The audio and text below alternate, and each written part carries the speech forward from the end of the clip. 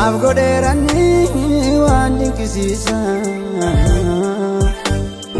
araara isaatu naraajefachiisa. Mata dureen kutaa kanarratti kan inni ilaallu cinee namta dhedhee dubbisa.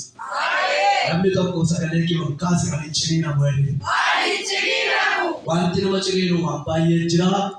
Isqeel boqonnaa lama lakkoofsa tokko kaasanii hamma jaatti yoo dubbifatan hin argitu. Yo'eel boqonnaa lama lakkoofsa 13 egaa garaa keessan tarsaasaa malee uffata keessan hin tarsaasinaa. Gara Waaqayyo Gooftaa keessanitti deebi'aa. Inni araara qabeessaaf bu'aa qabeessa waan ta'eef eeggamsatti hin ariifatu. Gaarummaan isaas baay'eedha. Wanta hamaa namatti erguurraas of hin qusataa.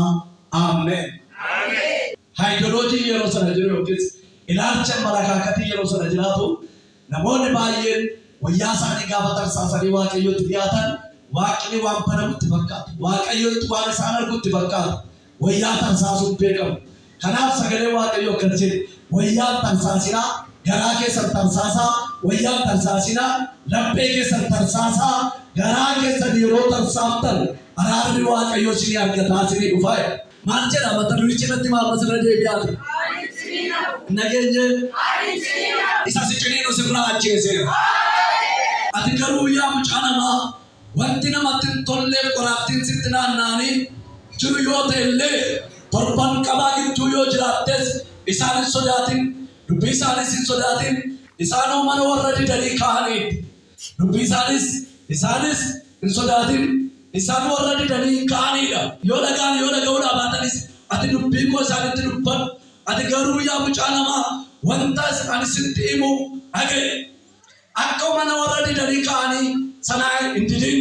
Afaan kee banii wanta ani siif kennu nyaadhu jedhe. Kanaaf kutaa kanarratti gaafa laallu waa'ee ciniinamuuti. Bineensa guddaa tokko haasa'a. Bineensi guddaan kun torban qabaa jedhama afaan kanaan. Afaan nuyi beeknu kanaan torban qabaa jedha. Afaan kan biraan immoo giinxii jedhama. Afaan kan biraan immoo xiiphee jedhama. Macaafni qulqulluun kun waa'ee bineensa kanaa gaafa dubbatu, waa'ee sanuma ciniinu kanaa gaafa dubbatu, meema jecha isaa iyyuummoo hiika alaalaa sinumti iyyuummoo fudhadhaa alaalaa sinumti iyyuummoo torban qabaa gaafa jedhu waama mana fakkaatee namarratti jiguu namatti fakkaata. Waama utaanee gammadee nama qabee nama alanfatee nyaatu fakkaata. Jechuutti isaa laalaa torba yeroo waan biraa qabaa gaafa waan biraa torba lakkoofsa qabaa immoo gamii waan qabu fakkaata. Bineensa akkasii kanaan macaafni qulqulluun yeroo ol kaasee haasa'u torban qabaa qoraatti gidduu yoo jiraattellee hin sodaatin isaan si hidduu danda'ani. Maaliif waa'ee bineensa kanaa kentaa isaa masaan? Bineensa xiqqoo yoo xinnaatee raajamaa amma quba kooti kana keessa. Garuu macaafni qulqulluun maaliif ol kaasee torban qabaa yaa? Bineensi xinnoon isin laattan kun gaafa nama hidhitu, gaafa nama ciniintu, biyya lafaarraa qati nama kutti. Maaliif kun sa'aatii 24 qoricha kan qoricha san waraansa kan waraana musliisi. Sa'aatii 24 waan akkanaa nama kana jira nama fiigsi.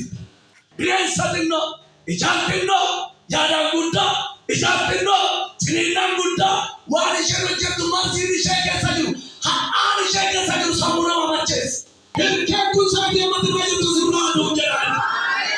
Sirraa ajjeesee angela galma gala. Salomoon gaafa dubbata kan jedhe fira fakkaatanii kan nama balleessan jiru fira obboleessa caalaa nama taanu jiraayi. Fira fakkaatee si balleessu barbaada. Kan mul'anne fakkaate, kan sirriine fakkaate, kan sinyaanne fakkaate, kan sirratti hin qaane fakkaate, kan karaa si mijaatu fakkaate, kan si ciniinu beeka qabu. Haala Waaqayyo akkasiin jedha. Dhoksaasa bakkeetti si baasa. Dhoksaasa bakkeetti bakkee si baasa. Dhoksaasa bakkeetti bakkee si baasa. Dhoksaasa bakkeetti bakkee si baasa. Waaqayyo akkas jedha saba bakkee keessa bakkee si nyaatu sirraa ajjeesa. Jireenya kee kan irraa ajjeeseera. Sirraa dheera maqaa Yesuus Gooftaa.